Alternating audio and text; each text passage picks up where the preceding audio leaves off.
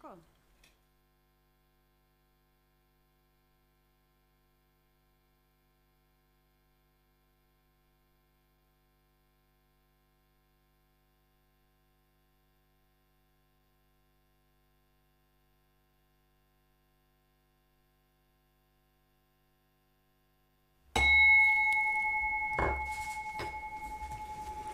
Fundur settur í stjórnskipunar- og eftirlitsnefnd Alþingis.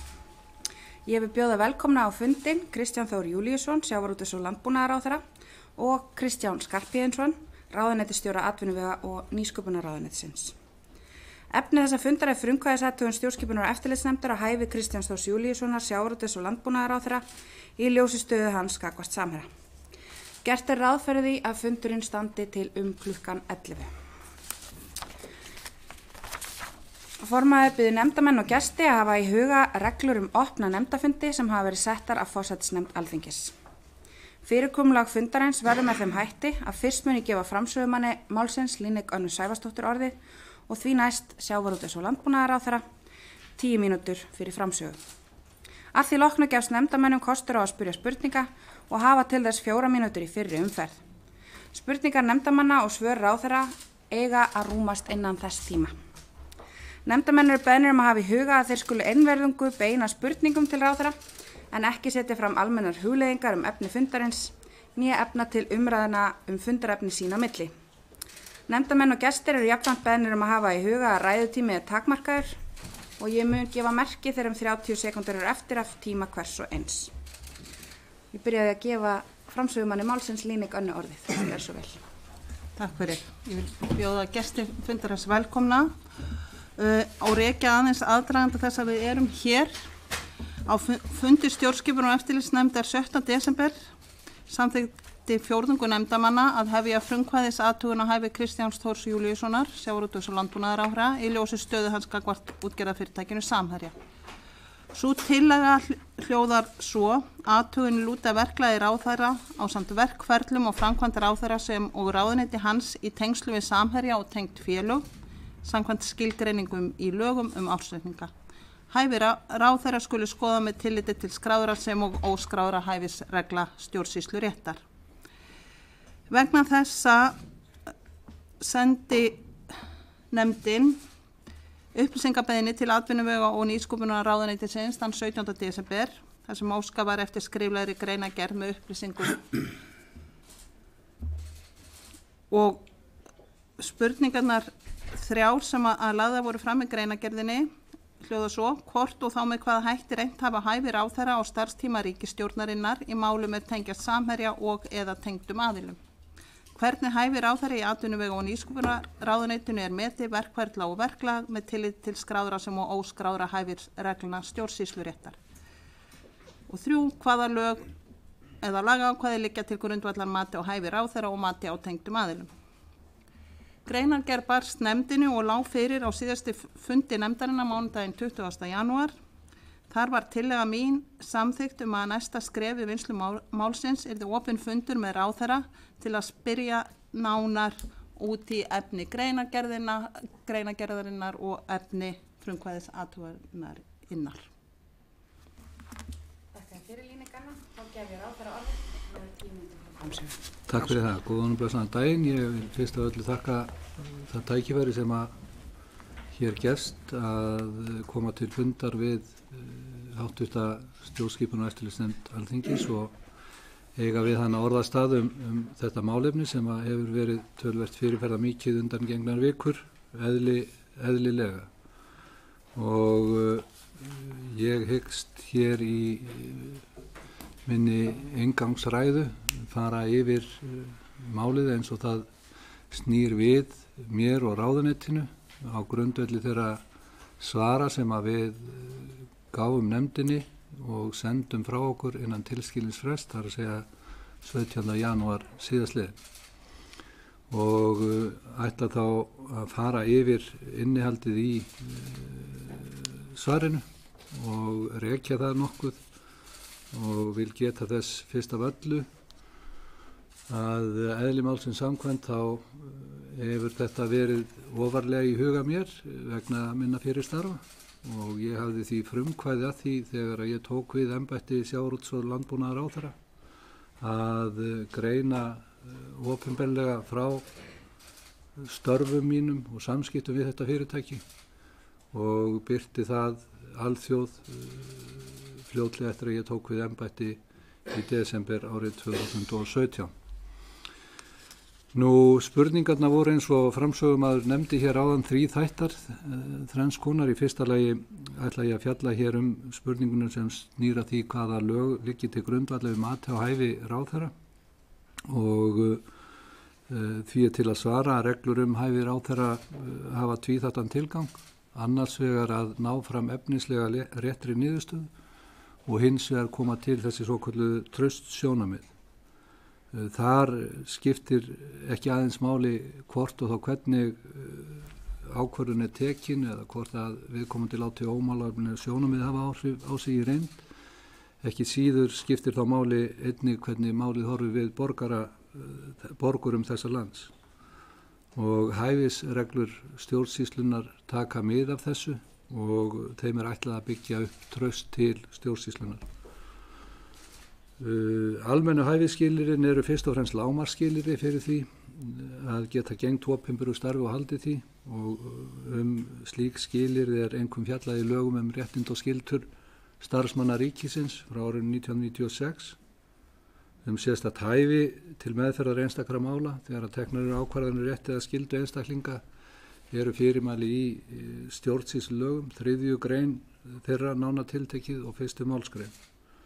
Þar upptaldar í 6 töluliðum ástæður sem að meðal annars geta leitt til vanhæfis viðkomandi starfsmanns. Þegar að litið síðan til þess að svara með hvaða hætti hæfi ráðherra í atvinnu- og nýsköpunarráðuneytinu metið, hvernig við höfum störfum okkar við það og hvaða verkferlar og verklag, bæði með tillit til skráðra og óskráðra hæfisreglna, hvernig það unnið, þá því til að svara fyrst af öllu að megin þungi í stjórnsýslunni íslensku liggur í áætlanagerð, stefnumótun, samskiptum við stofnanir, bæði íslenskar og erlendar og svo margvíslegri samningagerð. Þetta megin þungin í starfsemi ráðuneyta. Það stjórnvaldsákvarðanir sem að teknar í ráðuneytunum byggja hins vegar hverju sinna á valdheimild í lögum sem að heyra til málefnasviði ráðherra og flestar ákvarðanir sem að teknar eru í stjórnsýslunni sem að varða borgara eða lögaðila eru teknar af undirstofnunum ráðuneyta, ekki ráðuneytunum sjálfum. Hins vegar eru lög með þeim hætti, samanber 27. grein stjórnsýslulaga, að ákvarðanir þessara undirstofna ráðuneytanna er jafnan heimilt að bera undir ráðuneytin til úrskurðar. Þar af leiðir að stjórnvaldsúrskurðir eru með því sá málaflokkur í starfsemi sérhvers ráðuneyti sem að reynir á hæfisreglu stjórnsýslulaga hverju sinni. Nú, það liggur alveg fyrir að starfsemi ráðuneytanna með þeim hætti að ráðherra ber ábyrgð á þeim, hann æðsti yfirmaður ráðuneytisins og þó svo að öll mál séu afgreidd í umboði hans þýðir það ekki endilega honum sem mögulegt eða skylt að koma að öllum málum. Þar af leiðandi eru ráðuneytin stigskipt stjórnvald, það nefnist innra valdframsal í stjórnsýslunni þegar að við setjum skipurit og skiptum ráðuneytunum í skrifstofur og það síðan í höndum og ábyrgð skrifstofustjóra hverjar skrifstofu að skipta ábyrgð á einstakum verkefnum milli sérfræðinga. Venjubundin meðferð stjórnsýslu úrskurða felst í því að skrifstofustjóri úthlutar þessum verkefnum til síns fólks sem undir hann heyrir og það á ábyrgð hans að upplýsa yfirstjórn þar með einstök málefni, þar með talið stjórnvaldsúrskurði. Ef þeir hafa lögbundna þýðingu, vegna lögbundins hlutverks ráðherrans og stefnumótunar hans og þetta getið í lögum stjórnarráð Íslands, 20. grein þeirra. Allar ákvarðanir í ráðuneytunum eru teknar fyrir hönd ráðherra og af þeirri ástæðu leiðir að starfsmönnum ráðuneyta er rétt og skylt að vekja athygli ráðherra á málum þar sem álitamál kunna rísa sérstakt hæfi hans og við höfum í þessum efnum í ráðuneyti mínu gæðahandbók til að fara eftir og þar sem að koma fram innri reglur meðferð slíkra mála. Nú ég vil nefna það hér að reglur stjórnsýslulaga sérstakt hæfi, þær eru eðli sínu persónubundnar eins og hefur komið fram í umræðu síðustu daga einnig og þær taka á þann hátt til atvika sem að varða viðkomandi starfsmann persónulega að þessu leiðir að það að lokum hlutæðandi starfsmaður sjálfur sem að best getur gert sig grein fyrir því hvort hann sé vanhæfur eða ekki til meðferðarmáls. Úrslitaatriði við slíkt mat það hvort að hagsmunir og tengsl séu almennt til þess fallin að hafa áhrif á viljaafstöðu starfsmannsins og þar með niðurstöðu málsins. Það liggur fyrir að það berast mjög margar stjórnsýslu kærur til ráðuneyta í íslenskri stjórnsýslu og í þeim efnum vil ég nefna sérstaklega í atvinnu- og nýsköpunarráðuneytinu eru nú 250 slíkar kærur til meðferðar. Aðkoma ráðherra að þessum málum heyrir til algera undantekninga og ég get vitnað það að þetta heyrir til algera undantekninga í það minnsta í þeim 3 ráðuneytum sem að ég hef setið og ég hef grunum og raunar nokkuð góða vissum það að svo háttar einnig til í öðru ráðuneytum.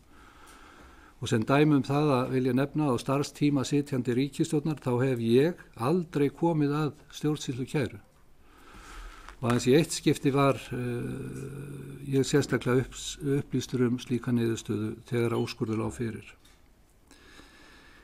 Nú, ég vil nefna það hér að ég hef engra sérstakra hagsmuna gæta gagnvart þessu fyrirtæki. Ég á engin tengsli það önnur en að hafa áratuga skeið þekkt einn aðaleiganda þess og þáverandi forstjóra og það var mat mitt að þau tengsl yllu ekki vanhæfi mínu í þeim málum sem að vörðu ekki mikilvægsverða hagsmuni.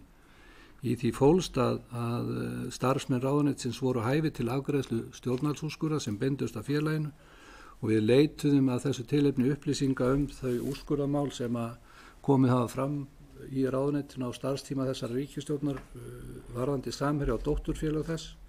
Þau reyndust 2 og voru ekki talin veiga mikil og framkvæmd þeirra var bara óskup venjubundin í ráðuneytinu eins og fer aðrar stjórnvaldskærur í sambærilegum málum og þar að leyti að af því tilefni voru hvorki ráðuneytisstjórinn ráðherra upplýstur meðferð þeirra í ráðuneytinu.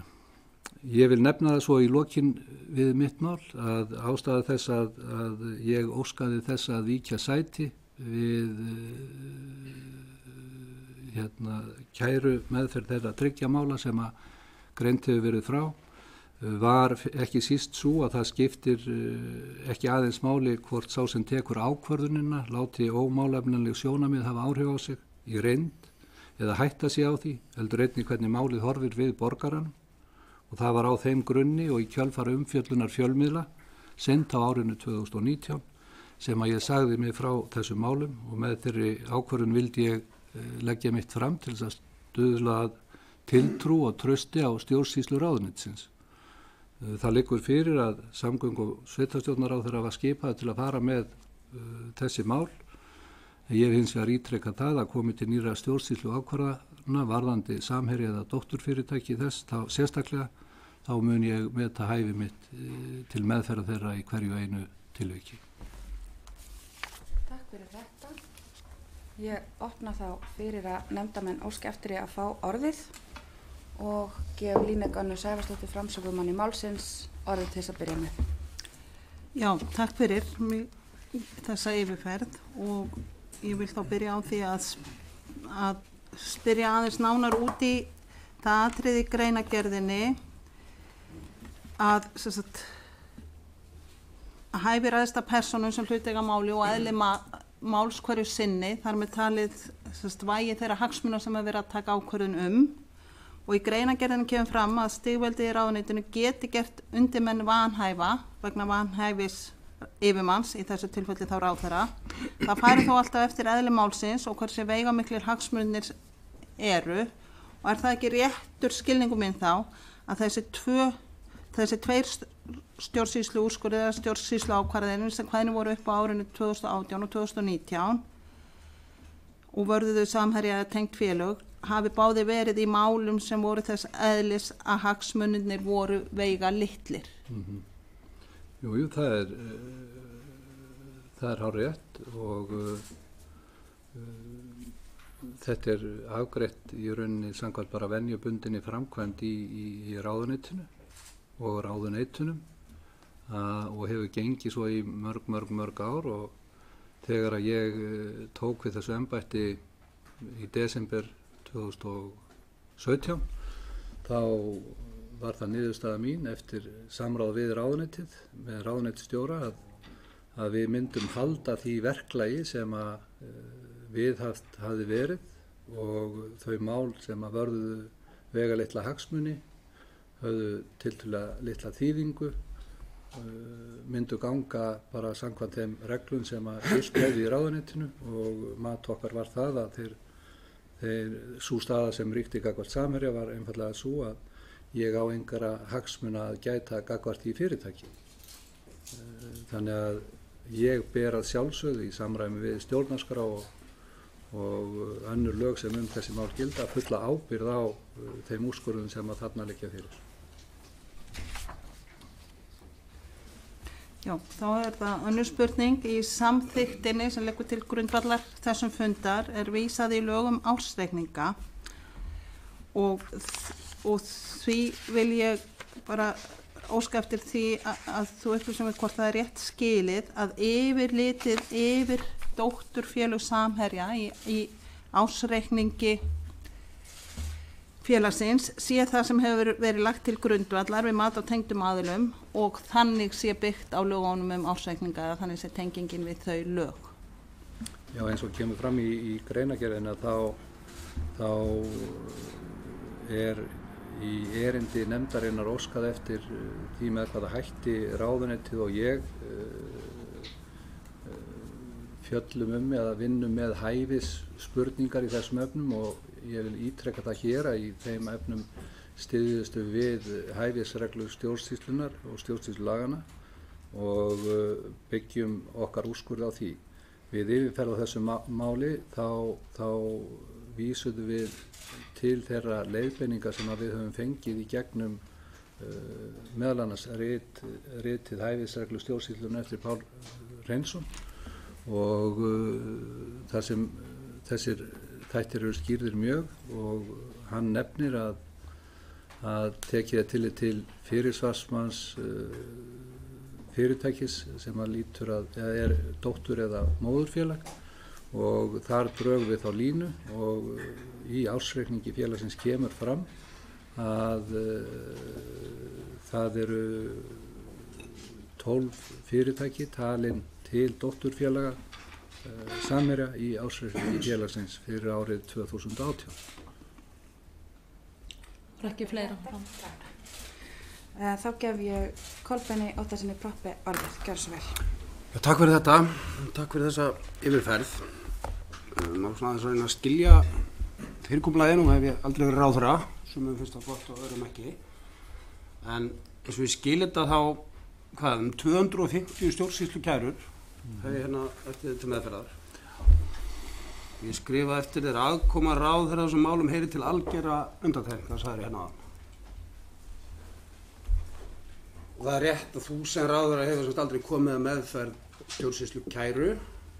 Einu sem hefur verið upplýstur niðurstöðu og það er hvað Kleifabergið er.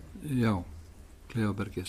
Þetta upplýstur niðurstöðu þeirra ákvörðun. Þegar svo ákvörðun lá fyrir og það er rétt, ég hef á þessum tíma aldrei komið að stjórnsýslukæru og ég get bara borið vitni það að þetta, eins og ég hef sagt, heyri til algjöra undantekninga. Ég hef reynslu úr 2 öðrum ráðuneytum, heilbrigðisráðuneytinu sem er mjög stórt og mikið að umfangi, að vísu með úrskurðarnefndir þar inni og sömuleiðis og menntamálaráðuneytinu og ég veit að bara úr öðrum ráðuneytum er það svo og ég held að það sé umhugsunarnæmi virði fyrir íslenska stjórnsýslu líka að taka aðeins til umfjöllunar þann fjölda stjórnsýslu kæra sem að berast stjórnsýslunni með þessum hættum, hvort það geti verið skynsamlegt að reyna að beina þessu með einhverjum hætti að hluta til í það minnsta í einhvern annan farveg.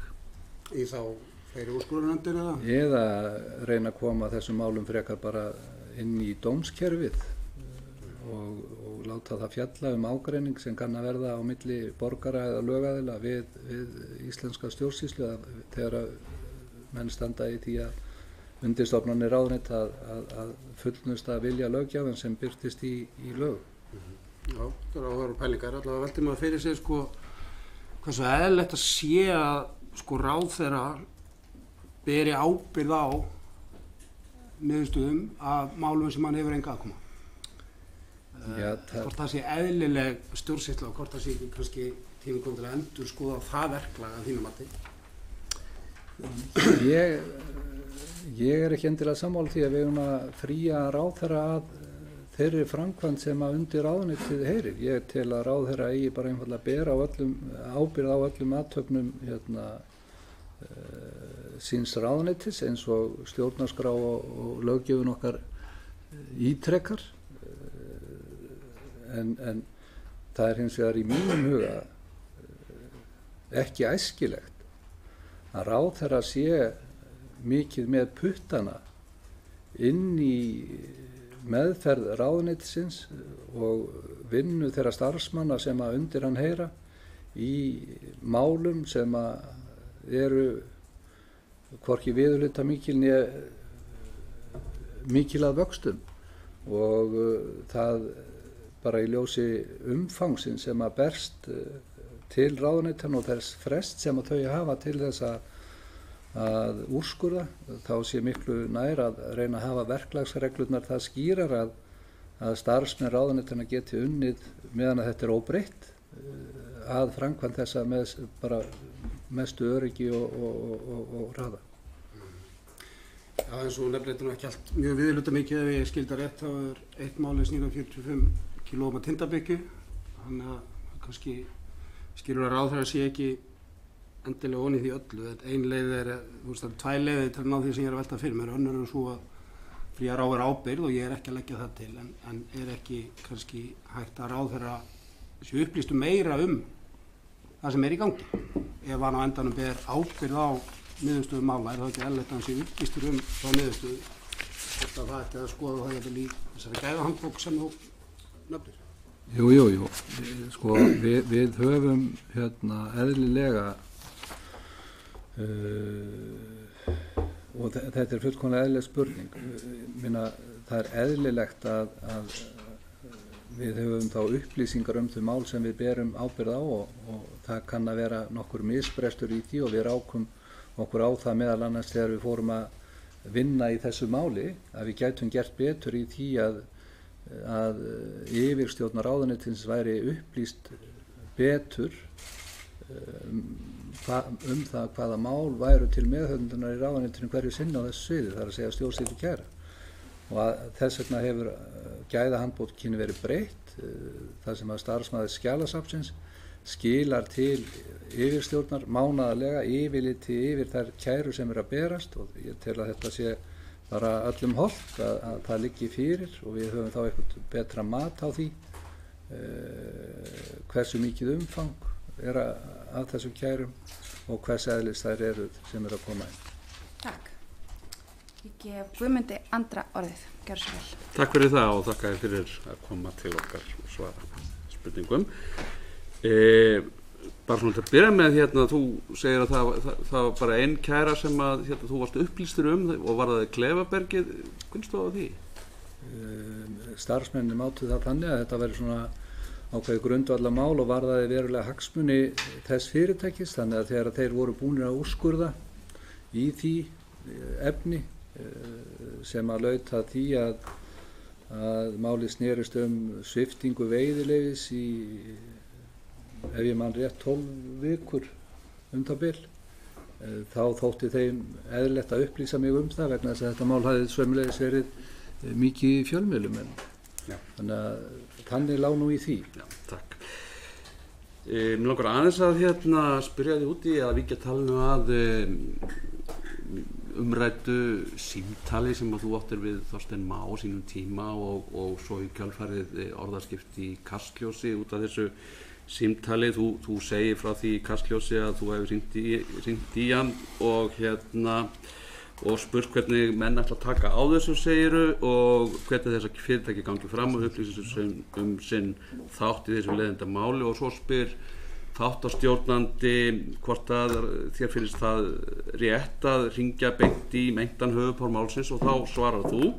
Ef sjávarútvegsráðherra hefur ekki áhyggjur af því að þetta stóra fyrirtæki er ekki að koma fram með þeim hætti sem menn telja eðlilegt, þá finnst mér bara sjálfsagður hlutur að ýta eftir því að standi við þær skuldbindingar sem það hefur gagnvart samfélaginu. Og svo segir líka að það er eitthvað sagt ef ráðherra sjávarútvegsmála hefði yfir höfuð einhver skoðun á því að þetta stóra fyrirtæki sem allir hafa töfað til ef hann reyndi ekki ýta á menn svöruðu þeim ávinning sem borin er á það og svo framvegis. Sem sé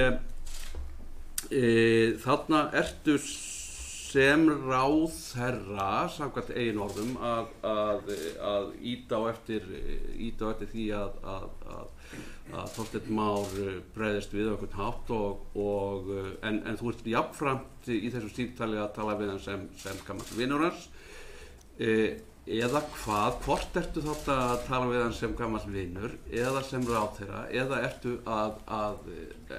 ertu hvort ekki sem og það kannski kjarni málsins? Er það kannski í þessu sem kristallast ákveðið vanhæfi? Ég svaraði stundum að það getur verið erfitt að greina á milli þess hvenær maður er að tala við vin eða forsvarsmann fyrirtækis. Þetta með nákvæmlega sama hætti Guðmundur eins og þegar við erum að tala saman að við þekkjumst í gegnum skólagöngu okkar í háskólanum og svo sitjum við hér á þingi og ég grein ekkit á milli þessara tilveru. Þú ert einn og sami maðurinn og ég er einn og sami maðurinn og þú leggur ekkit mat á það við hvort hluta sjálfsins þú ert að tala og ég tel það hluta af minni athafnaskyldu sem ráðherra að koma sjónarmiðum á framfæri þegar að mál kom upp saman hvort það er hjá þessu fyrirtæki eða einhverjum öðrum sem að ég tel að geti skaðað hið góða orðspor sem að íslensku sjávarútvegur hefur haft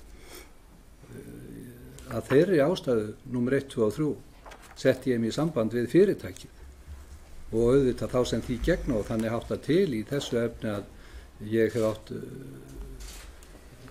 kunningskap og vinskap við forsvarsmann hans í þessu efni. Ég hef haft sambandið önnur fyrirtæki þegar eitthvað kemur upp á eða bændur þegar þeir verða fyrir áföllum og ég tel það skyldu mína að hafa sambandið þá sem í hvorutveggja sjávarútvegi og landbúnaði starfa þegar eitthvað kemur upp á sem að ég tel betur megi fara. Takk fyrir þetta. Ég gef Þórarinni Inga orðið. Gjörðu svo vel. Þakka þér fyrir og þakka þér fyrir þína yfirferð Kristján. Ég með eina spurningu, hún er á þess að veru að þessi umræðu hún blossar nú upp hæfið þitt eftir þátt Kveiks í nóvember. Og í þeirri umræðu hefur einnig verið nokkuð rætt skilgreiningu á hugtakinu tengdir aðilar í skilningi laga stjórn fiskveiða og svo skilgreining hefur verið gagnrýnd meðal annars af Ríkisendurskoðun og því spyr ég bara þessar einföldu spurninga hvað stendur svo endurskoðun og hvernig stendur svo vinna? Já, þakka þér fyrir.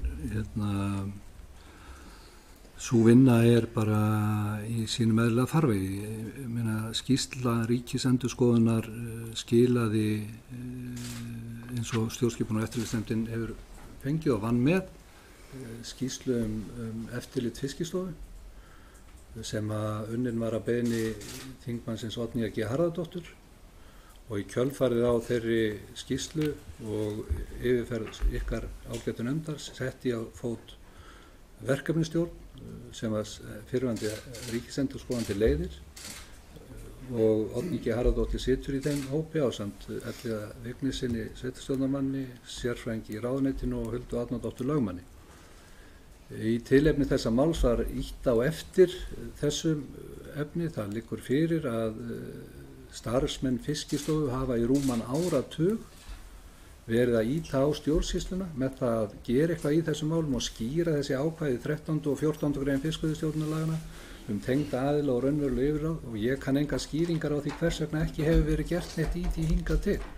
En ég setti þetta verk af stað í mars, ítt á eftir þessu, núna í haust í tengslum við þetta mál og við fengum tillögur frá þessari nefnd styrkingu á þessum skilningi sem gæti verið í þessum ákvæðum og ég tel að það hafi verið mikill styrkur í því að þessi starfshópur sem að ég skipaði í mars náði samstöðu tillögur úrbætur í þessum efnum og þær tillögur liggja núna fyrir á heimasíðu ráðuneytisins og þar öllum gefinn kostur á því að koma með athugasemdir til 24. janúar og ég vænti þess að fá umsagnir það en þær tillögur liggja fyrir og ég vona það svo sannarlega vegna þess að þetta hefur verið og staðið mikill ágreiningur vegna þess að fólk hefur skilið þetta með ýmsum hætti og sem sagt erfiðast í þessari stöðu og það sem ég geri virkilega athugasemdir við það að eftirlitsstofnunin okkar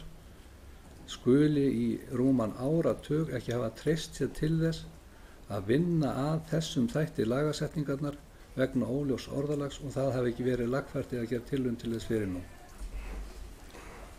Takk fyrir þetta. Þú átt mínútu eftir ef þú vilt. Nei, takk. Þá gef ég Andrési Inga orðið.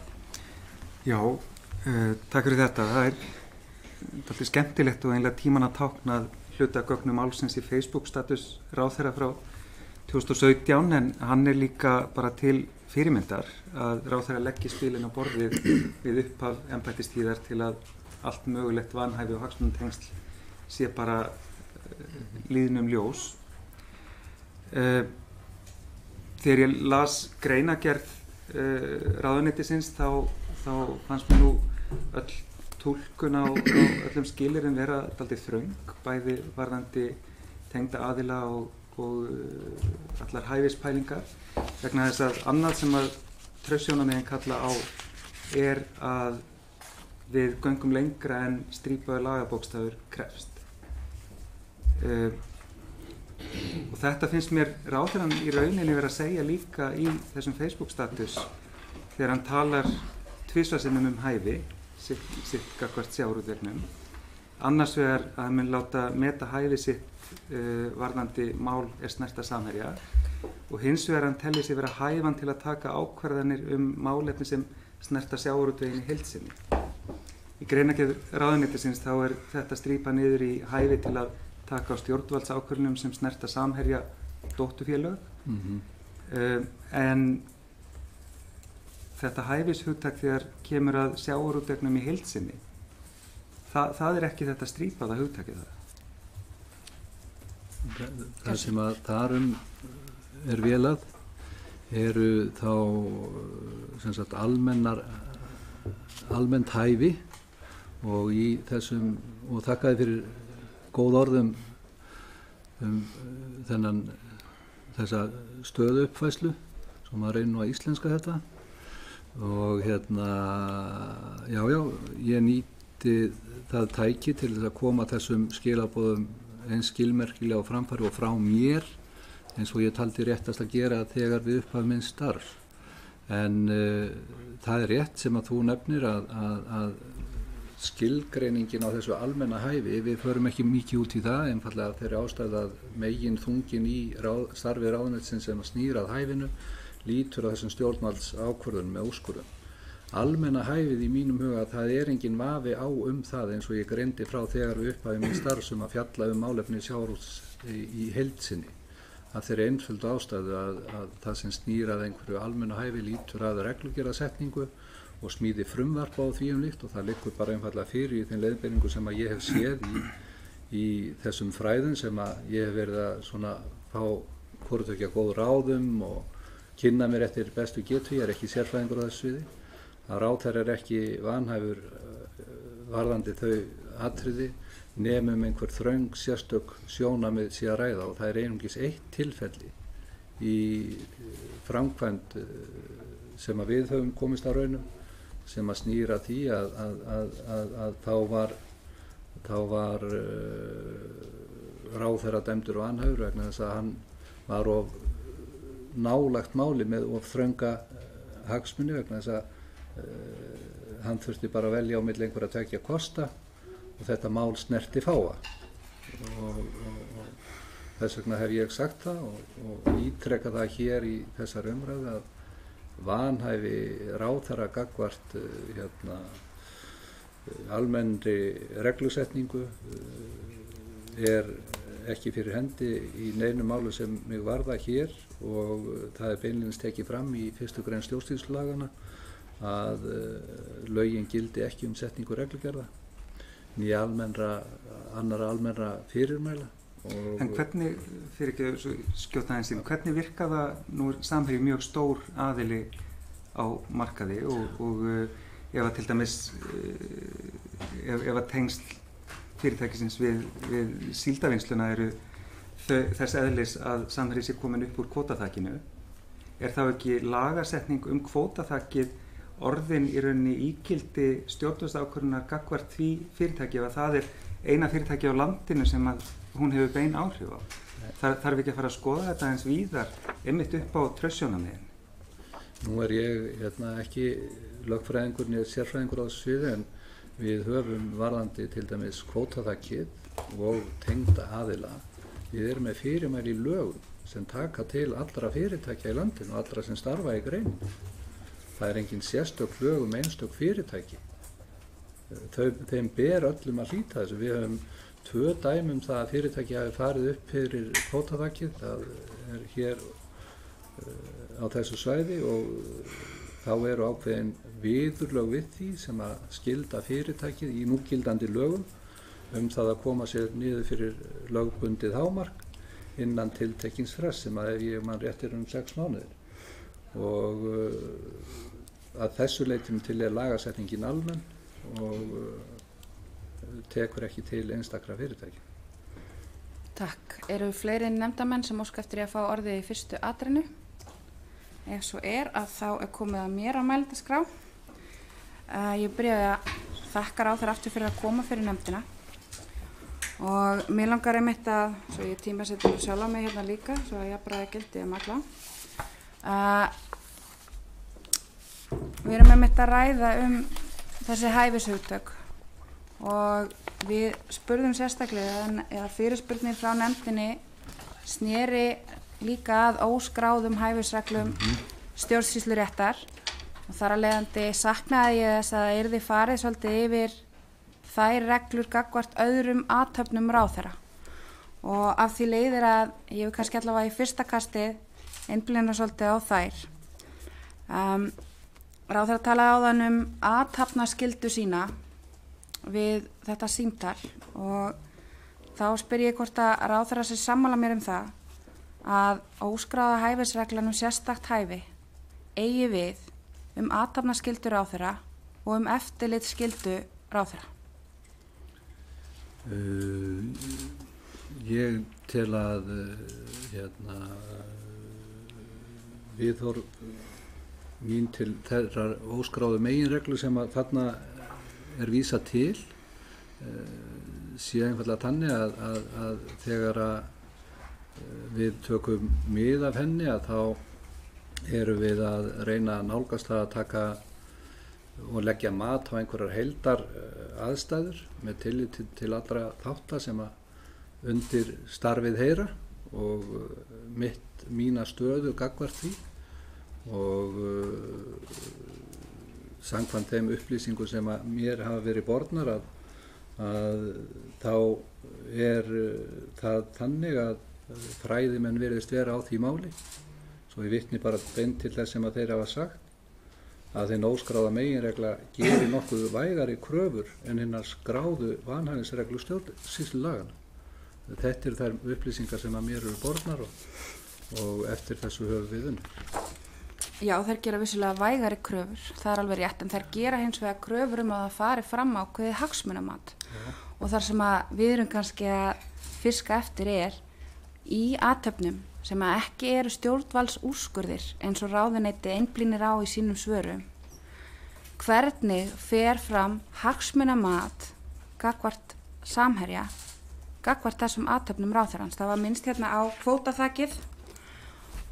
Þar eru kannski 2 aðilar sem eru mjög nálægt í að ná þarna upp. Þar erum við að hugsa líka hvað teljast tengdir aðilar þegar að Samherji á 49,9% samanlagt í síldavinnslunni og þyrfti að eiga eitthvað prósentustig til þess að teljast tengdur aðili og vera komin yfir kvótaþakki, þá velti ég fyrir mér viðbrögð ráðherra sem að hafa þetta afgerandi áhrif á hagsmuni Samherja umfram önnur fyrirtæki, vegna þess að ég fæ ekki betur séð en að það séu bara 2 fyrirtæki á íslenskum sjávarútvegsmarkaði, ef að svo mætti orðið komast, sem að eru nálægt í að ná yfir þetta þak. Og ég sé það að starfshópurinn eða verkefnahópurinn sem að ráðherra skipar fer ekki út í þetta eignarhald, þannig að það hlýtur að koma í hlut ráðherra að ákveða hvort að ég til dæmis að lækka hlutdeildina sem að fyrirtæki þurfa að eiga í öðru fyrirtæki til þess að teljast tengdir aðilar samkvæmt skilgreiningu lagana. Þegar að ráðherra er að taka svona pólitískar ákvarðanir hvernig hann ætlar að halda áfram með verkefni sem að vissulega sérfræðingar leiða til að byrja með, hvernig myndi ráðherra standa að hagsmunamati gagnvart Samherja og myndi hann íhuga að hann væri kannski vanhæfur til þess að ákveða hvernig þetta allt saman ætti að fara? Og ég hef því miður bara 30 sekúndur fyrir ráðherra til að byrja með. Fyrir ráðherra, til að svara öllum þessum spurningum.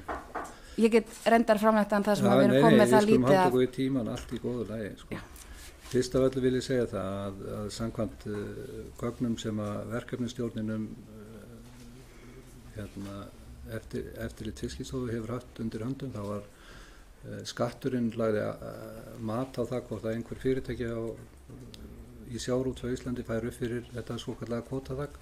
Niður skattsins var svo að það væri ekkert fyrirtæki yfir 12%. Og ástæðan fyrir þessar umræðu þetta snýr að því að það er óskýrt mjög hvernig tengdir aðilar og raunverulegu yfirráð eru. Og það er það grundvallar sem við þurfum að skýra. Ég vil bara undirstrika það í ljósi þeirra orða sem að formaður nefndarinnar hefur. Það er ekki á valdsviði ráðherra og ég vona að það verði aldrei að taka ákvarðanir hlutdeild einhvers fyrirtækis og lækka hana handvild eða hækka. Það er ekki þannig. Nei, það er kannski smá miskilningur í gangi hvað ég er að segja hér. Það er Fiskistofa sem hefur með höndum það lögbundna hlutverk að framfylgja þeim ákvæðum sem að löggjafinn hefur sett í lög varðandi þessi efni.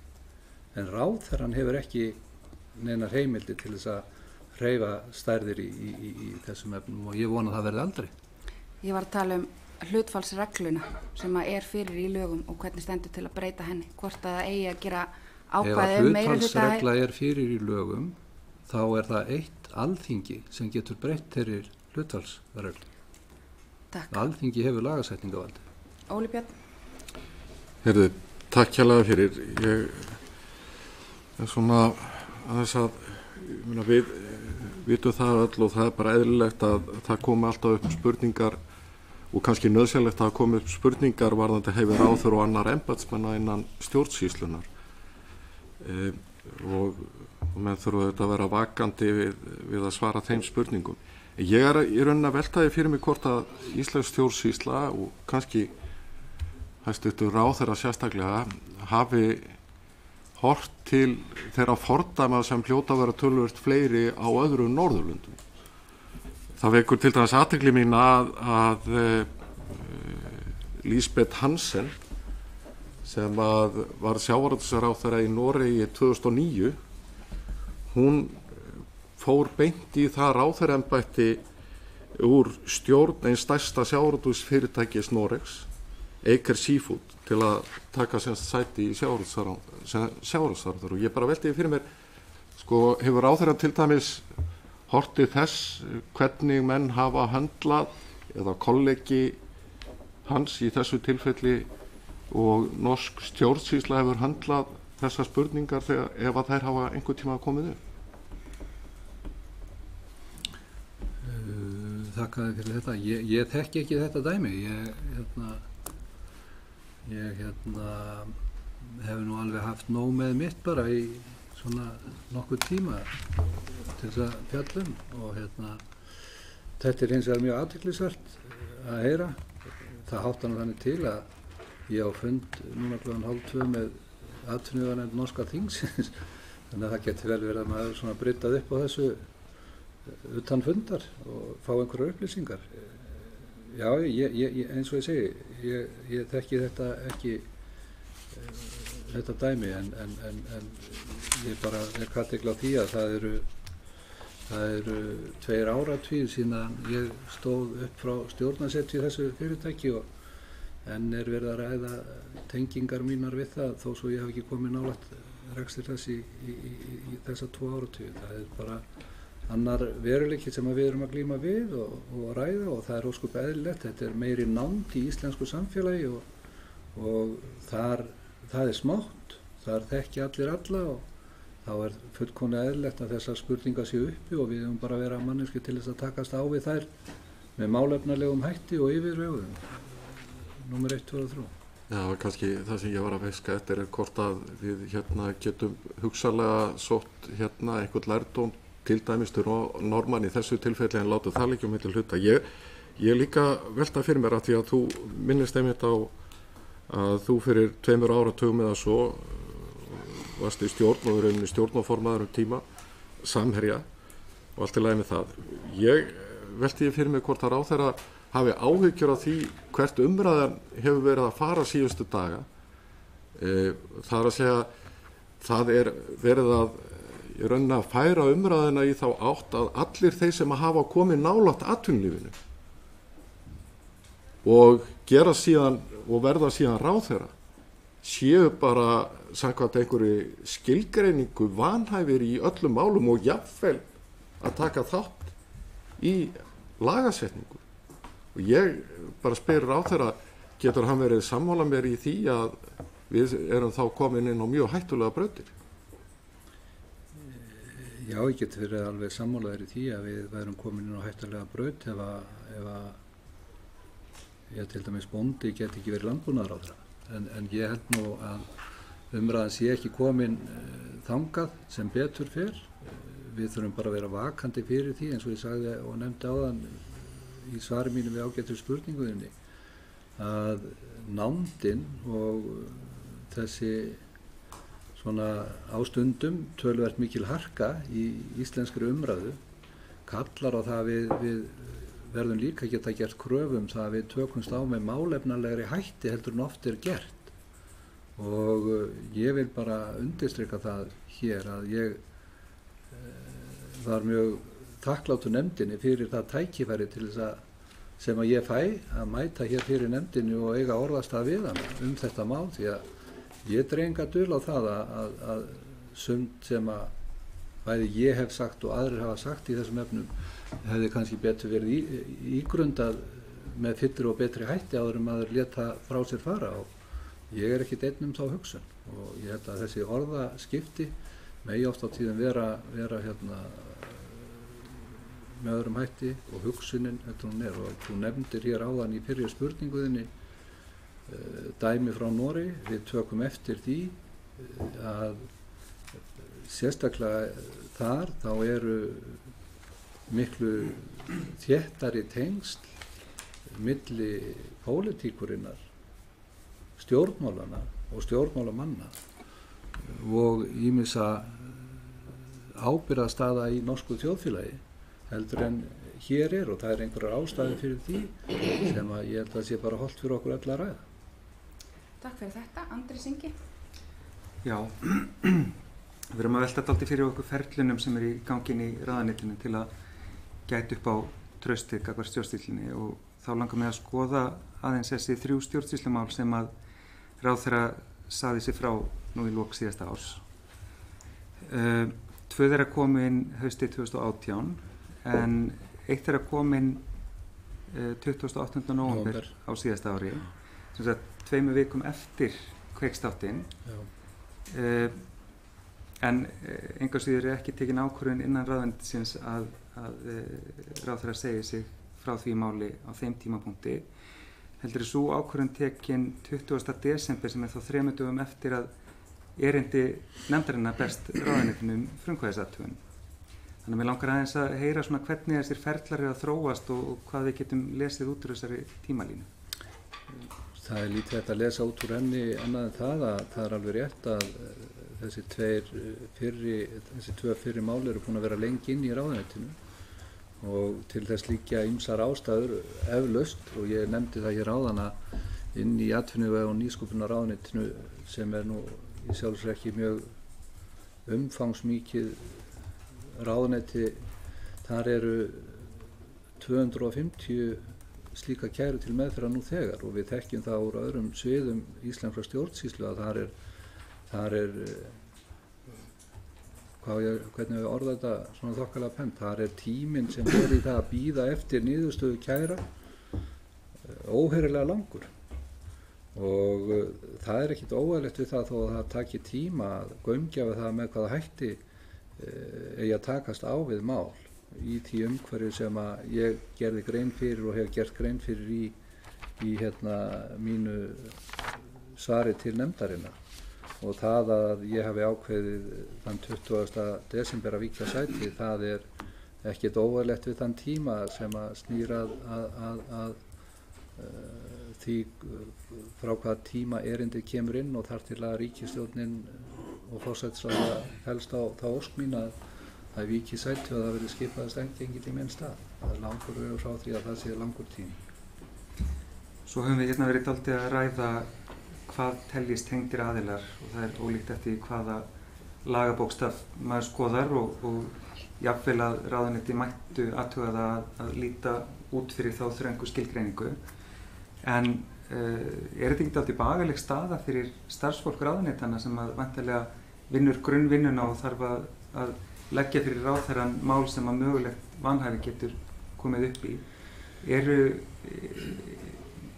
þau í stakk búin, eru þau með lista yfir fyrirtæki sem mögulega geta komið til að álita að vekja athygli ráðherra á að vanhæfi geti skapast?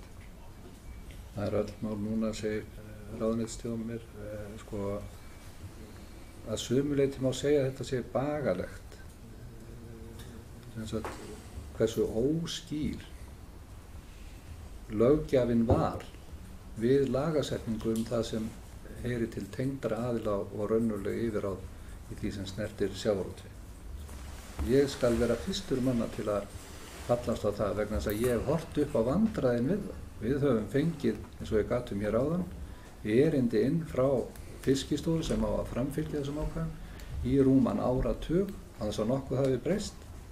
Við fengum skýrslu Ríkisendurskoðunar í byrjun síðasta árs sem að vakti sérstaka athygli á þessu og við erum þó núna að reyna, ég segi á þverpólitískan hátt, að finna einhverja skynsamlega leið til þess að skýra þessi tvö hugtök sem eru grundvallar hugtök ef við ætlum að taka tillit til þeirra þröskulda og þeirra hámarka sem að löggjöfin hefur sömuleiðis sett inn í lög hámarkshlutdeild íslenskra sjávarútvegsfyrirtækja hvort heldur snýr að aflamarki eða krókaaflamarki.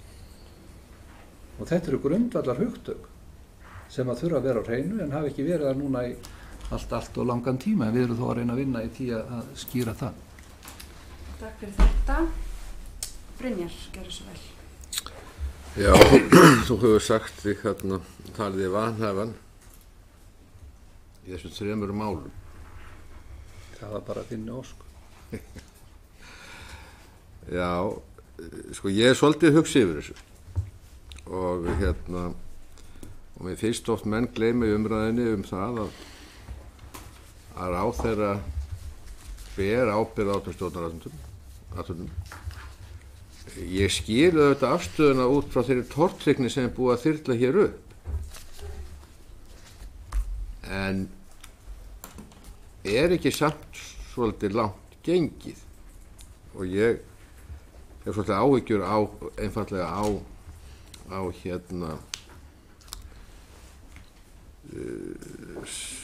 að stjórnsýslan, ef allir færi þannan farveg þegar búið að þyrla upp svona tortryggni, allir færi þannan farveg þá væri nú kannski stjórnsýslan eiginlega nánast óstarfhæf. Hefur ráðherra engar áhyggjur af þessu? Nei, ég hef ekki beint áhyggjur af þessu, hins vegar er það alveg óumdeilt í mínum huga að það liggja gild rök fyrir þessari skoðun þinni alveg tvímælalaust að það sé ekki vanhæfi að ræða í þessum málum. Ég ætla hins vegar ekki að tjá mig þau efnislega vegna þess að ég hef vikið sæti við þeim.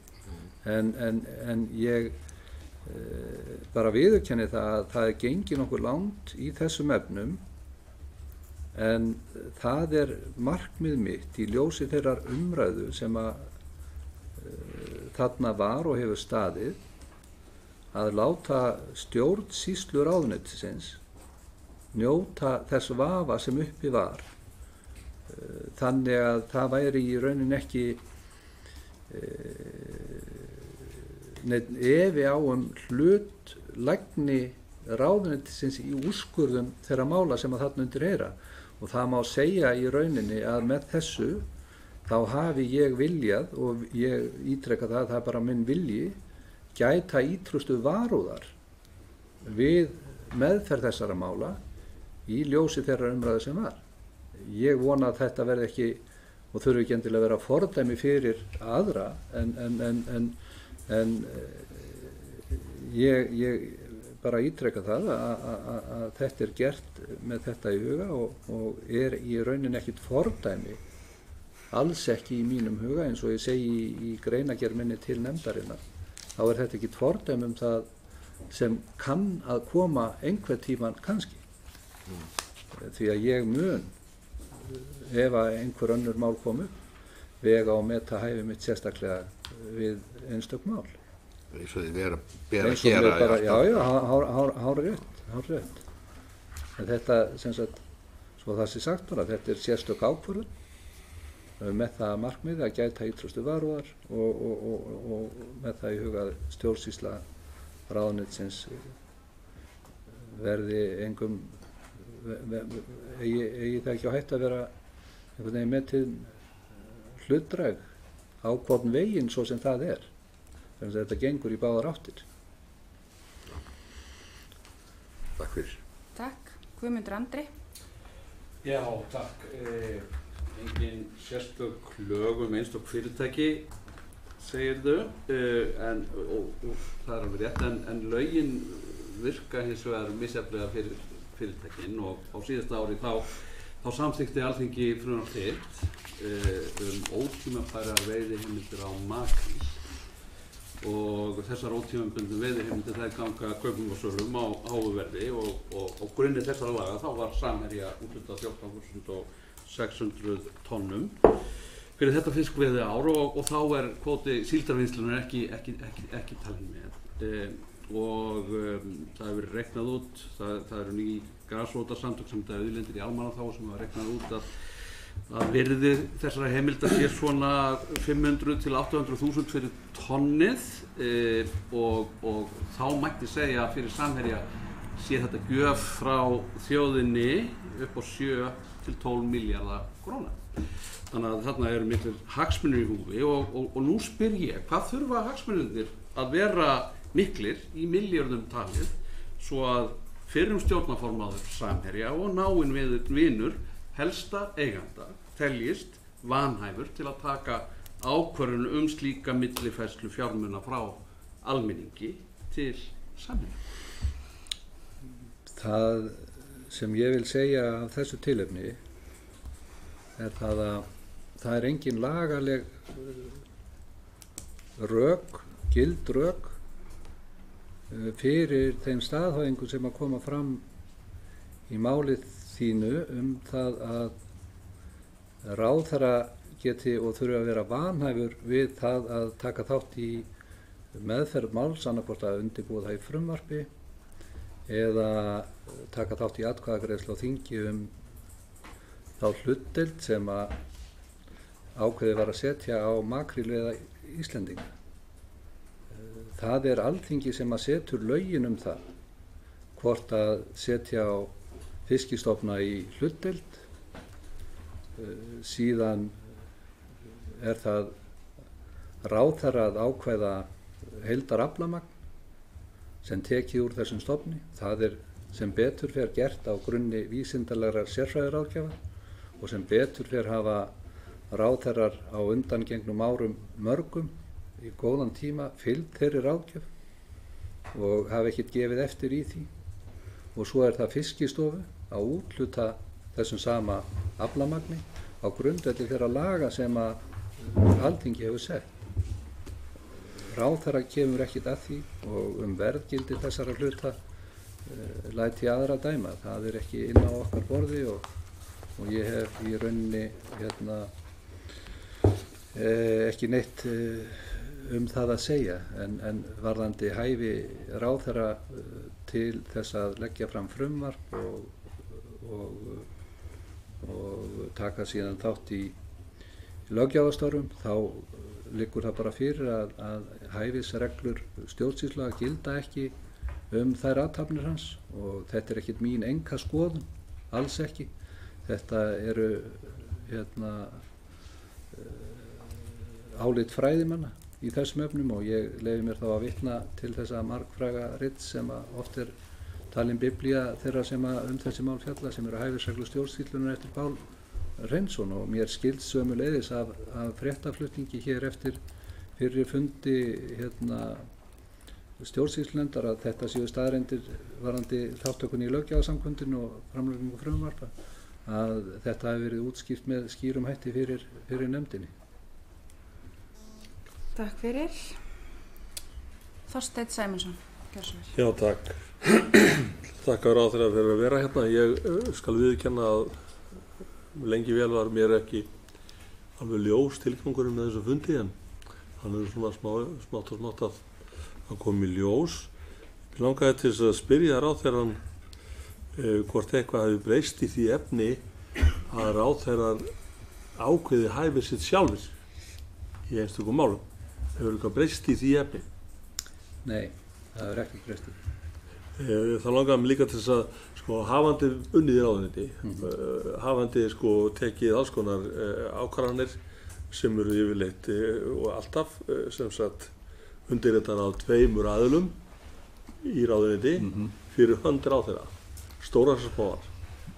Og ég velti fyrir mér ætlum við eða viljum við draga úr þessu? Viljum við færa ábyrgðina sem ráðherrann óneitanlega hefur, alveg sama hvort það verið að skrifa undir reglugerðum hundahald í þéttbýli eða eitthvað sem öðruvísi varið. Viljum við afhenda þessa ábyrgð embættismönnum sem eru ekki með umboð kjósenda. Og þetta nú kannski ekki alveg þetta ekki alveg kannski spurning, heldur bara þetta, jú, í sjálfu sér spurning, eins og ég segi, viljum við breyta þessari uppbyggingu með þessum hætti? Nei, ég ekki á þeim stað. Eins og ég sagði hér á fundinum, ég þeirra skoðunar að sú skipan sem fyrir mælt í stjórnarskrá og annarri löggjöf sem af henni leiðir ábyrgð ráðherra, hún sé í öllum meginatriðum góð og henni beri að halda, og þess vegna liggur það einfaldlega fyrir að þau verk sem að starfsmenn ráðuneytisins í mínu umboði vinna, ég ber á þeim alla ábyrgð, og í mörgum tilfellum sama hvort að það eins og háttvirtur þingmaður nefnir reglugerð hundahald í þéttbýli eða ákvörðun aflamarks í makríl eða öðrum fiskitegundum. Ég jafn stoltur af þessum verkum með mínu fólki eins og ástæður eru til og reyna að bera það bara virðingu fyrir þeim verkum sem fyrir mér eru lögð og því ágæta fólki sem vinnur í stjórnsýslunni, og ég hef af því reynslu eins og ég getið í 3 ráðuneytum. Þetta fólk allt saman vinnur verk sína af kostgæfni og reynir að vanda sig í hvívetna.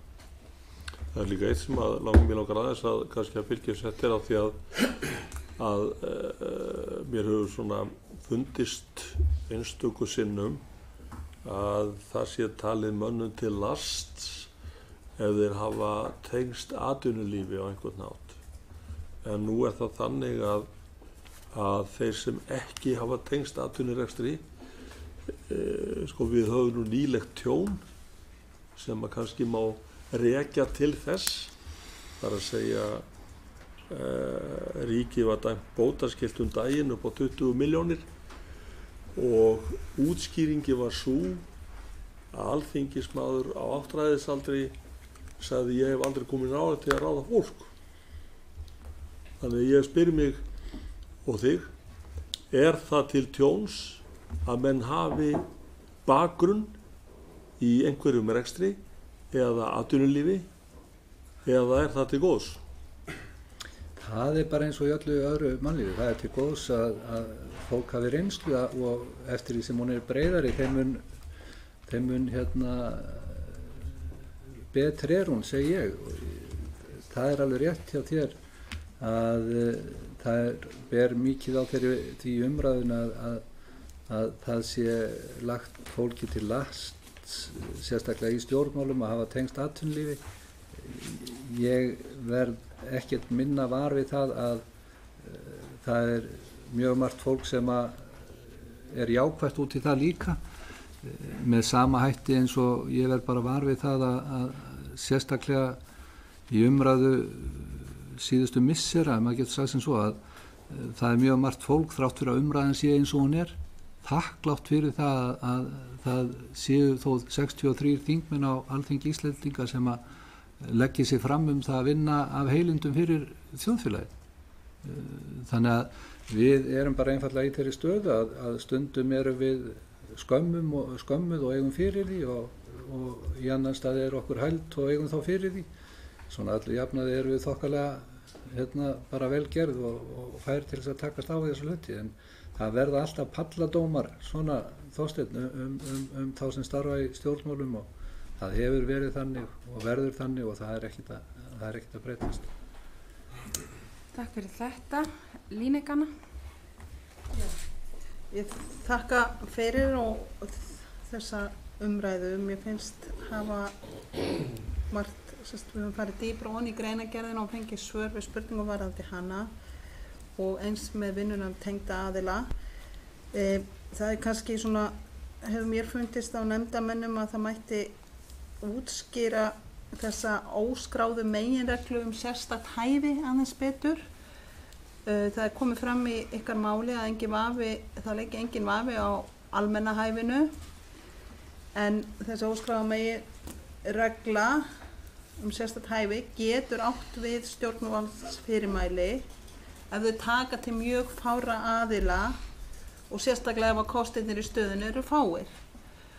Og þið nefnduð eitt dæmi slíkt, en þekkjuru eitthvað dæmi úr íslensku ráðuneytum þar sem að hefur rauninni reynt á þessa reglu annað en þetta þá eina tiltekna? Við lagasetningu eða reglugerð? Já. Nei, nú er ég ekki sérfróður þessi efni, sem sagt, ég hef í bara samstarf við ráðuneytið og þá í gegnum ráðuneytisstjóra reynt að meta hæfi mitt þegar og það kemur upp og það höfum við ætíð kappkostað að gera. Ráðuneytisstjóri er nú að benda mér hér á það að í riti Páls Hreinssonar hæfisreglurnar þá sé það viðrað að sem sjaldgæfur möguleiki að starfsmaður geti orðið vanhæfur til undirbúnings svonefndra almennra stjórnvaldsfyrirmæla, það er að segja reglugerða og ég nefndi það hér áðan að við höfum ég hef verið upplýstur það, þetta er einungis eitt dæmi sem að lauta vegalagningu þar sem 2 valkostir voru í boði og viðkomandi tengdist sem sagt meira öðrum þeim kosta sem að til boða stóð. Þannig að það er rétt að þetta reynir kannski frekast á þetta þarna en að öllu jafnaði þá gildir þessi og er í gildi þessi óskráða meginregla. Það er bara að menn gæti að hæfi í stjórnsýslunni og reyni að standast að kröfu sem að bæði eru gerðar í skráðu reglum stjórnsýslulagana, hæfisreglum þar og sömuleiðis í öðrum reglum sem lúta að hæfi þeirra sem að gegna hvorttveggja embættum í ráðuneytum og ekki síst sömuleiðis ráðherra. Búi. Takk fyrir þetta, Kolbeinn. Já, takk fyrir það. Ég langar aðeins að hafa saman knýröðum varandi tengda aðila. Við erum svona farin að ræða hér dálítið vítt og breytt þessi málefni sem er bara fínt. Þar er þessi blessaða 13. grein sem hefur verið rætt og þú raktir hér ágætlega varandi Fiskistofu og hennar athugasemdir. Ég maður að tuga þetta skýra hana og þetta heyra að svo vinna er komin af stað. Þetta þarf að vera mjög skýrt og þetta tengist líka bara kvotaþekinu sjálfu sem ég persónulega tel nú að þetta lækkar niður í 10% en það er önnur saga. En er ekki rétt skil í hjá mér að því að það hefur verið rætt skilgreininguna, hvað þá að styðjast við og svo framvegis. En stjórnvaldsákvarðanir í hvers ráðuneytis fyrir sig byggir alltaf á þeim valdheimildum í lögum á málasviði þess ráðuneytis. Þannig að óað því hvað mögulega segir í öðrum lögum svipað, þá verður ráðuneyti hverju sinni alltaf að byggja á þeim lögum sem að heyra undir þess málasvið, ekki rétt? Jú, ég meina að geta komið tilvik það sem að menn, nú þekki ég það ekki, en það sem að ráðuneyti þarf að horfa víðar yfir. Það er bara þannig, sko. En þegar menn eru að velta fyrir sér ólíkum skilgreiningum. Já. Þá langar mig að velta þess upp af því að það eitt af því sem hefur verið rætt í þessari vinnu varandi skilgreiningu á tengdum aðilum er að horfa kannski meira til fjármálageirans. Að horfa á hugtak eins og raunveruleg yfirráð frekar sem að kemur í lögum verðbréfaviðskipti, ársreikninga, tekjuskatt og svo framvegis. Já, það er eitthvað sem verið að vinna. Já, þessi verkefnisstjórn fjallaði hvorutveggja 13. og 14. grein fiskveiðistjórnarlaganna og 13. greinin kveður á tengda aðila og 14. greinin raunveruleg yfirráð. Og ef ég man það rétt að þá kom fram í skilabréfi nefndarinnar að við þessa nálgun sína sé hún að horfa til 17. greinar samkeppnislaga þess efni og nú liggur það bara einfaldlega fyrir að þessi verkefnisstjórn hefur skilað þessum tillögum sínum eins og ég gat á þær í umsagnaferli til 24. janúar og samstaða í verkefnisstjórninni og ég vænti þess að þær verði grunnur að breytingum eða grunnur að frumvarpi til breytinga á þessum ákvæðum 13. og 14. greinar fiskveiðistjórnarlaganna. Hvenær hófst þessi vinna innan ráðuneytisins? Ég fékk tillögur verkefnisstjórnarinnar í hendur 1. janúar en ég setti verkefnisstjórnina sem að leiddir af fyrrverandi ríkisendurskoðanda og síðan með sveitarstjórnarmenn og alþingismenn og lögmann og sérfræðingi í ráðuneytinu. Ég skipaði hana ef ég man rétt 20. mars á síðast ári. Þessi vinna hefur í gangi algjörlega óháð. Já. Hún hófst löng á undan þessu ömurlega máli, sko. Það liggur alveg fyrir. Takk fyrir þetta. Eru fleiri nefndamenn sem að óska eftir að fá orðið í annað sinn? Já, Brynjar, gjörðu svo vel. Sko nú er það auðvitað þannig að það reynir helst á hæli við einhvers konar stjórnvaldskærur. Það þarf að kveða upp úrskurði sem þá endanlegir úrskurðir í stjórnsýslu. Já. Það að vísu alltaf hægt að leita til dómstóla og gilda þá úrskurði. En þegar svona mál koma upp og segjum svo að ráðherra væri nú þannig gerður að hann ætlaði nú að setja sig inn í allar stjórnsýslukærur og fylgjast með öllum málum, þá auðvitað er þetta í raun lögfræðilegt úrlausnarefni sem verður að fást við, sem ráðherra auðvitað treystir á sérfræðinga ráðuneytisins til að gera.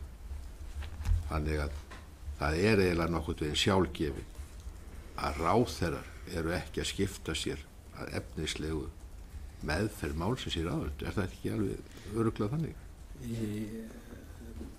Þetta er hárrétt hjá þér og að svona er þetta í raun, sko.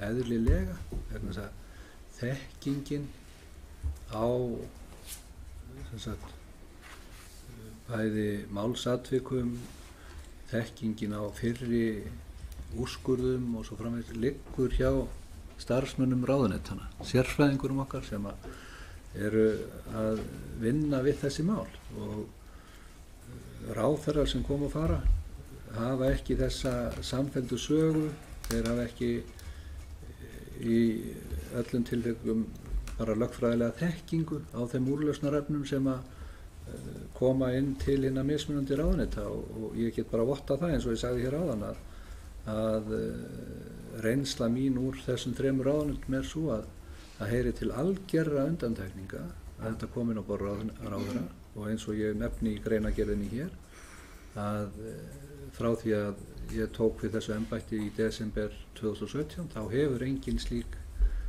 úrskurður borið inn á mitt borð. Það bara þannig. Og aðeins halda áfram. Já. Er ekki innan tíma þá? Já. Nei, sko, ef það kæmi nú upp, kom upp þau tilvik að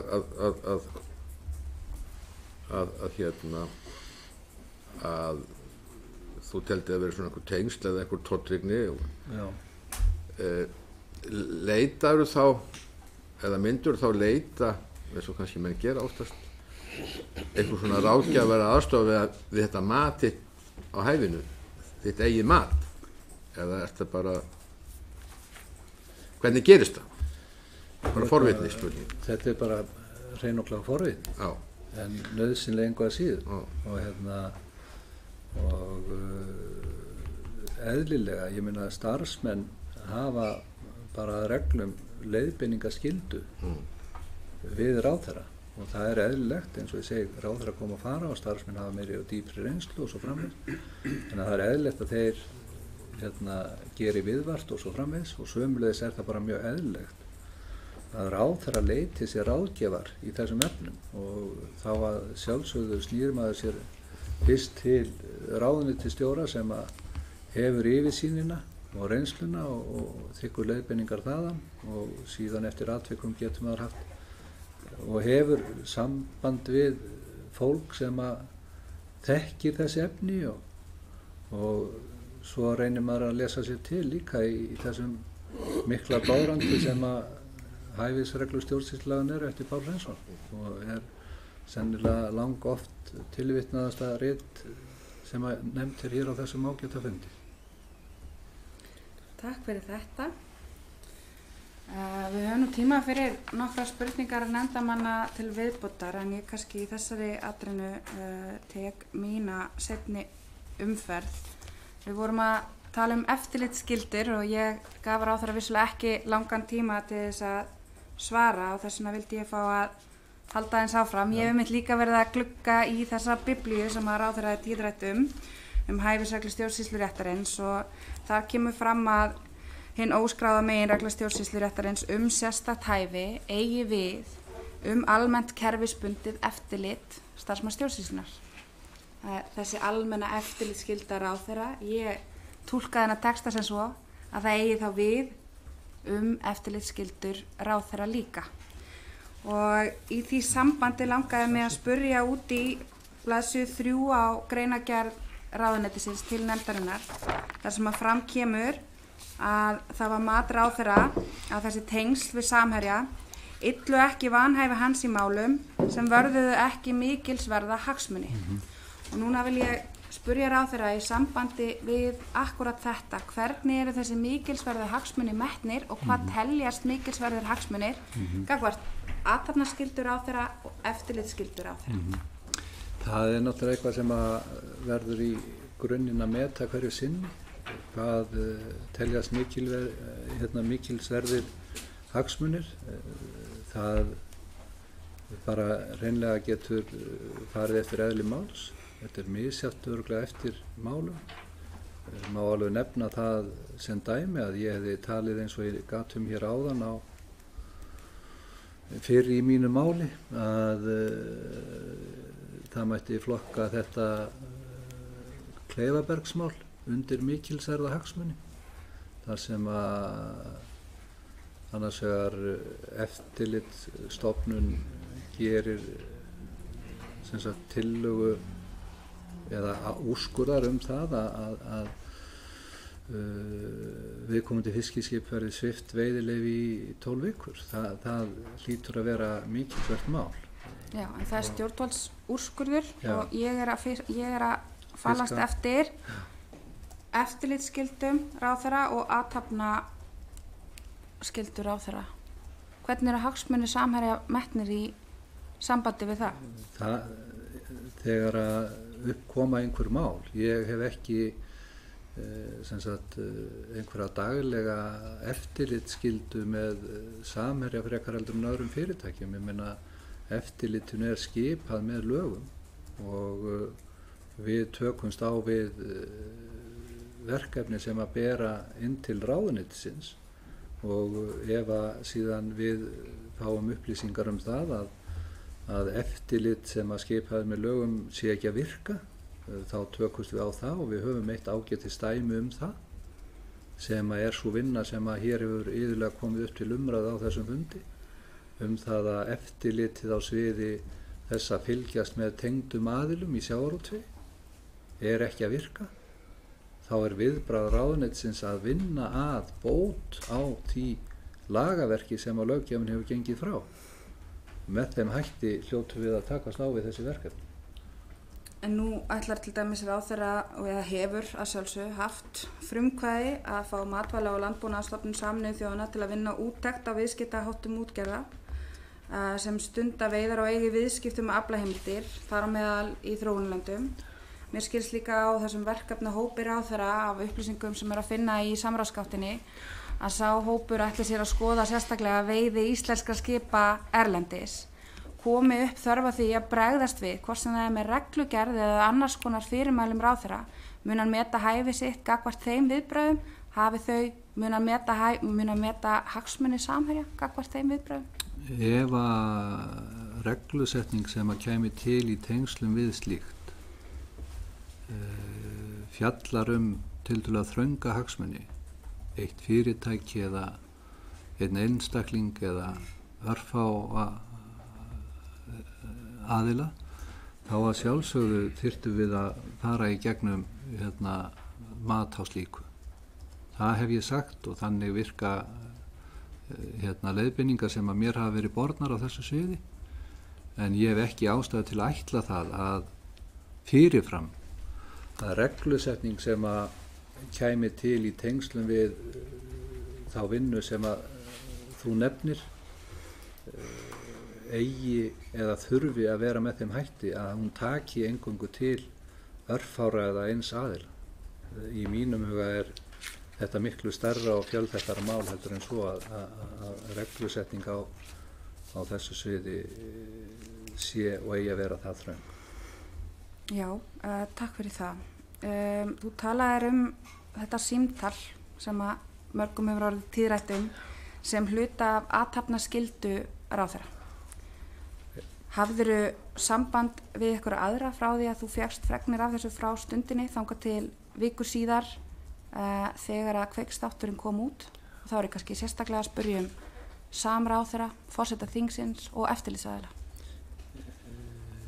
Já, ég hafði samband og ræddi þetta mál við fólk eðlilega og geri mínum nánustu samstarfsmönnum í stjórnmálum grein fyrir því sem að koma upp eðlilega. Þarna til dæmis að koma upp mál sem að snýra einhverjum fundi sem ég hef ekki hugmynd og hef ekkert verið boðað til og svo framvegis, sem á leið í fjölmiðla og þá ósköp eðlilegt að maður veki athygli sinna nánustu samstarfsmanna á slíku.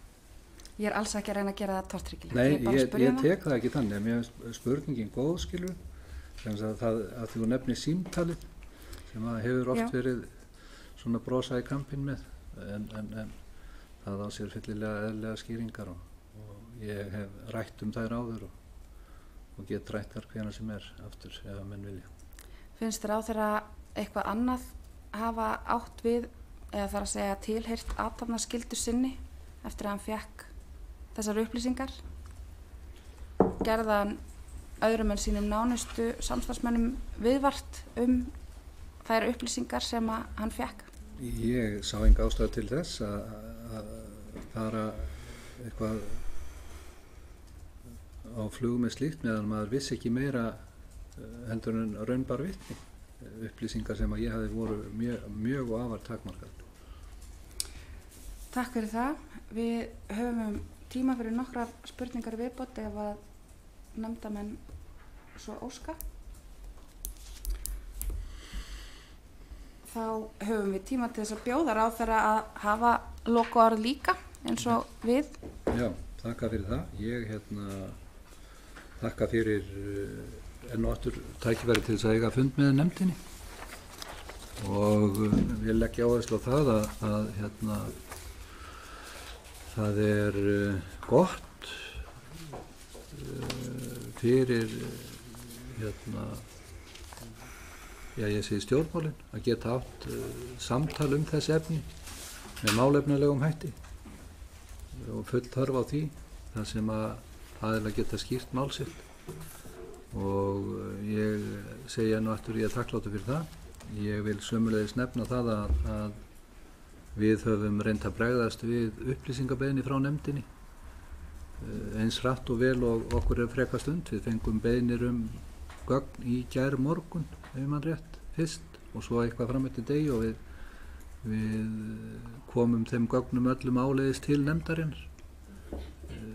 Það er ósköp eðlilegt og það var krafa mín til ráðuneytisins að við reyndum að vinna með nefndinni eins hratt og vel og við gætum af þeirri einföldu ástæðu að það er ekkert fyrir mig eða ráðuneytið að fela í þessu máli. Að minni hyggju erum við með algjörlega hreinan skjöld í því sem við höfum verið að vinna og alveg kýrskýrt í mínum huga að það leikur ekki nokkur vafa á því að við viljum vinna á grunni þeirra reglna, hvort ekki varðandi hæfi, skráðum sem óskráðum reglum sem það gilda og þykjum gjarnan allar leiðbeiningar úrbætur í þeim efnum ef að fólk sér ástæðu til og þetta er bara vænt það. Þetta eru mín lokaorð í augnablikinu. Ég bjóst raunar ekki við því að þau væru staðið til boða en einhvað séu kæra þakki fyrir það og óska ykkur bara alls góðs og gengis í ykkar störfum. Takk fyrir það. Eru fleiri nefndamenn sem óska eftir að hafa lokaorð? Það er ekki að sjá. Þar með slíti þessum fundi stjórnskipunar- og eftirlitsnefndar.